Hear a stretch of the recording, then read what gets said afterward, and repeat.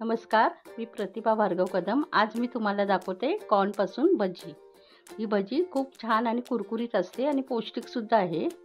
त्यामुळे लहान मुलांसाठी खूप छान ही भजी लागते। लहान मुलं आवडीने खातील। आता मी तुम्हाला एका कॉर्नपासून भजी दाखवते। तुम्हाला जर जास्त कॉर्न घ्यायचे असेल तर जास्तसुद्धा तुम्ही घेऊन त्याची भजी करू शकता। ही सॉस बरोबर किंवा नुसती खाल्ली तरी छान लागते। आता मी एक कॉर्न घेतलाय आणि तो कॉर्न अशा प्रकारे आता आपण सोलून घेऊया। त्याच्यावरचे सगळं काढून घ्यायचं।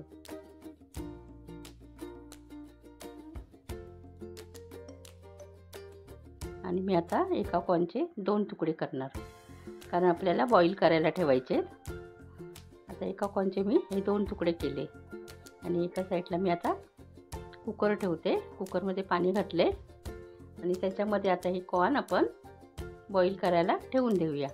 3 ते 4 शिट्यांमध्ये हे कॉर्न बॉईल होतात।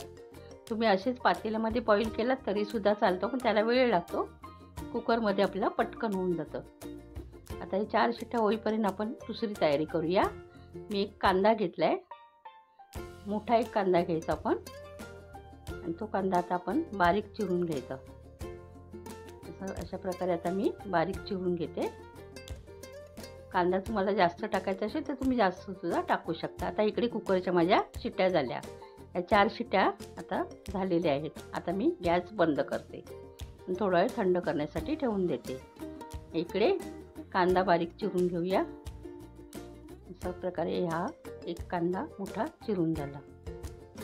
आता हा कांदा आपली 1 वाटी आहे। आणि कोथिंबीर तुम्हाला जास्त आवडत असेल तर तुम्ही जास्त सुद्धा घालू शकता। आता ही कोथिंबीर बारीक चिरून घ्यायची आणि त्याच्यामध्ये आपण आता मिरची घालूया। 1-2 मिरच्या घालायच्या, जास्त नाही, कारण लहान मुलं खातील तर तुम्ही मिरची नाही घातली तरी चालेल, पण 1-2 मिरच्या घातल्या की चांगली चव येते, त्याला टेस्ट लागते। मुलांसाठी करत असाल तर मिरची घालू नका अजिबात। आणि मी आता 1 वाटी बेसन घेते। हे बेसन तुम्हाला लागेल तेवढंच घ्यायचं, जास्त नाही, जेवढं लागेल त्याप्रमाणे घ्यायचं। आता इकडे मी कुकर उघडला आणि आता कॉर्न आता आपण एका प्लेटमध्ये काढून थंड करण्यासाठी घेऊया। हे कॉर्न असे आपण बाहेर काढून घेतले। आता हे मी थंड पाण्यामध्ये जरा थोडे थंड करून घेते। अशा प्रकारे हे थंड करून घ्यायचे। तुमच्याकडे वेळ असेल तर तुम्ही थंड करण्यासाठी बाजूला ठेवून द्यायचे। आता मी थंड केले। आता हे कॉर्न असे त्याचे दाणे असे काढून घ्यायचे। एका साईडनी पहिला एक लाईन सोलायची आणि मग ती पटापट सुटते अशा प्रकारे। आता हे कॉर्न माझे बघा छान उकडलेले आहेत, त्यामुळे ते पटकन सोलतात।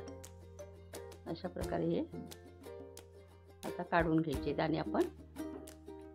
आता बघा एका साईडनी झालेलं आहे। आता ही असं पटापट असं निघतं, एक साईडने असं काढून घ्यायचं। आता ही पटापट होतं आपलं एक साईडने असं काढलं की। अशा आपण आता हे कॉर्नचे दाणे काढून घेतले। हे कॉर्न नुसतं मीठ घालून खाल्ला तरी छान लागतात, पण आज आपण भजी करूया त्याची। असं दाणा मीठ वगैरे घालून आपण नेहमीच खातो सॅलेड म्हणून, पण आज भजी करून खाऊया। असे झाले म्हणजे कॉर्नचे दाणे काढून। आता याच्यात मी अर्धा चमचा तिखट मसाला घालते, कारण मला मिरची टाकायची आहे म्हणून मी अर्धा चमचा तिखट मसाला घातला। अर्धा चमचा हळद घातली, 1 कांदा घातला बारीक चिरलेला 1 बाउलवरून, आणि कोथिंबीर आवडीनुसार घाला। आणि 2 चिरलेल्या आता मिरच्या घालूया आणि थोडं चवीनुसार आता मीठ घालूया। चवीनुसार मीठ घातलं। आता आपण हे याच्यामध्ये आता मी 2 ते 3 चमचे बेसन घालते आधी। एकदम बेसन वाटीभर बेसन एकदम घालायचं नाही, 2 ते 3 चमचे आधी प्रथम घालायचे, बघायचं। आणि ते मी चमच्याने न करता मी हातानेच करते, कारण कांदा घातले त्याला कांद्याला पाणी सुटेल। आणि हे चांगलं असं मिक्स करून घ्यायला लागतं। असं चांगलं मिक्स करून घ्यायचं। कांद्याला छान पाणी सुटतं।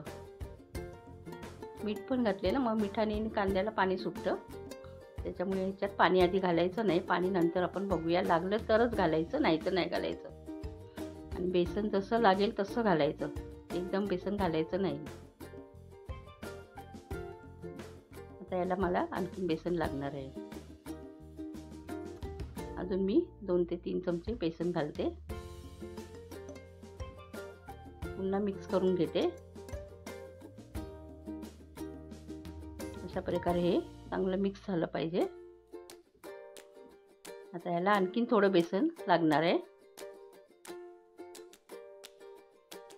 आता हे राहिलेलं बेसन मी याच्यामध्ये पुन्हा घालणार आहे, कारण थोडं कमी पडतंय, तर थोडं बेसन आणखीन घालणार.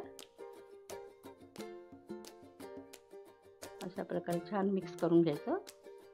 आणि 1 वाटी मला आता याला 1 वाटी पूर्णही बेसन लागलेलं आहे, पूर्ण वाटी भरून हे बेसन घातलं. आणि मी आता 2 चमचे पाणी घालते. मला पाण्याची गरज आहे म्हणून पाणी घालते. पाणी नाही घातलं तुम्हाला नसेल लागलं तर नाही घालायचं.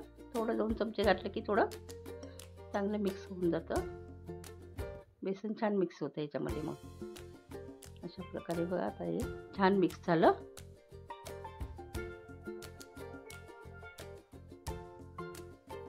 असं मिक्स करून याचा गोळा करून घ्यायचा. आपण कांदा भजी करतो त्याप्रमाणे असं याचा गोळा करून तयार करून घ्यायचा. मुलांना खूप आवडतात ही भजी. मुलांना द्यायचं असेल तर मिरची घालू नका. तर आपले तयार झालं मिश्रण. आता एका साईडला मी आता कढई गरम करत ठेवते. गॅसवर कढई गरम करत ठेवते आणि त्याच्यामध्ये आपण तेल घालूया. ते तेल पण चांगलं गरम होऊन द्यायचं. आता इकडे तेल गरम झालं. आता आपण या भजीचे असे गोळे तयार करायचे आणि तेलामध्ये सोडूया. अशा प्रकारे आता भजी सर्व सोडून घ्यायची. अशी भजी छान सोडून घ्यायची. छान भजी होते, कुरकुरीत होते आणि गरमागरम सुद्धा छान लागते. आपल्याला सॉसवर खायची तर सॉसवर खाऊ शकता. अशीच खाल्ली तरी छान लागते ती. आपल्याला दुपारच्या वेळेस काही खाऊसं वाटलं तर असं पटकन होणारी भजी आहे ही. फक्त कॉर्न बॉईल करायचा आणि भजी करायची. अशा प्रकारे आता ही भजी आपण बनवून घेऊया. माझ्या आता एका कॉर्नमध्ये जवळजवळ 15-20 भजी झाली. ते लहान मोठा आकार असेल त्याप्रमाणे भजी होते. अशा प्रकारे आता ही भजी झाली. आता आपण एका साईडनी झाली, लालसर झाली की उलटी करायची. एक साईड आपली त्या साईडनी सुद्धा आपण तळून घेऊया. अशा प्रकारे आता उलट करूया आणि चांगली तळून घेऊया. लाल लाल होईपर्यंत चांगली तळायची, कुरकुरीत होते. मंद गॅसवरतीच करायचं, एकदम फास्ट गॅस करायचा नाही कारण करपणार, म्हणून ती मंद गॅसवरतीच करायची. अशा प्रकारे आपली आता ही भजी झाली तळून. बघा कशी छान कलर पण छान आला, छान दिसते. आता मी ही काढून घेते, एका प्लेटमध्ये काढून घेते. छान कुरकुरीत झाली बघा.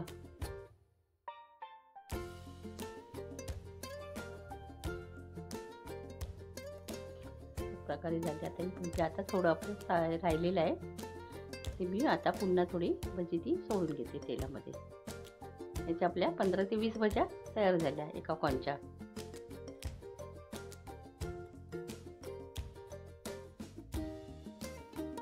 आता हे पावसाळ्याच्या सीझनमध्ये कॉर्नसुद्धा आपल्याला मिळतात आणि कॉर्न छान छान मिळतात आणि गोड असतात.